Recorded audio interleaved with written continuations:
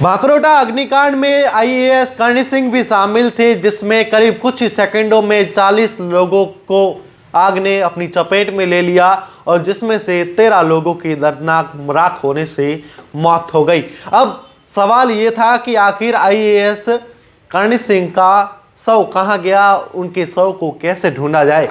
करीब 2 दिन हो चुके थे, परिजन सभी पहुंच रहे थे, जिनके परिजनों की मौत हो चुकी थी, उनके शव को दिया जा रहा था, लेकिन आईएएस करणी सिंह का परिवार भी वहां पहुंचा था, लेकिन करणी सिंह का शव का पता नहीं लगाया जा रहा था। और डॉक्टरों ने कहा था कि 14 लोगों की इसमें मौत हो चुकी है, जलकर राख हो चुकी है उनकी, जिनके शव को पहचानना भी मुश्किल हो गया है। और जब एफएसएल रिपोर्ट आई तो उसमें पता चला कि इसमें 13 लोगों की ही अभी तक मौत हुई है।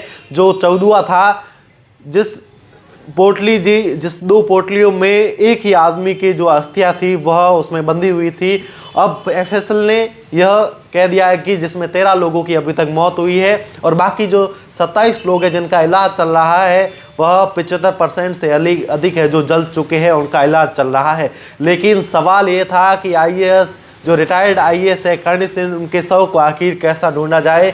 उसके बाद में डॉक्टरों द्वारा आईएएस रिटायर्ड जो करणी सिंह है उनकी बेटी के डीएनए के सैंपल लिए गए और उन पोटलियों जिनके शव को वहाँ पर पोटली में बंधे हुए थे उनके सबसे जो मिलाया गया और उसमें से एक पोटली में बंधे हुए रिटायर्ड आईएएस करणी सिंह के डीएनए की है जो सैंपल रिपोर्ट आई, तब पता चला कि एक पोटली में आईएएस जो रिटायर्ड करणी सिंह था उनकी भी जो अस्थियां है बंधी हुई थी।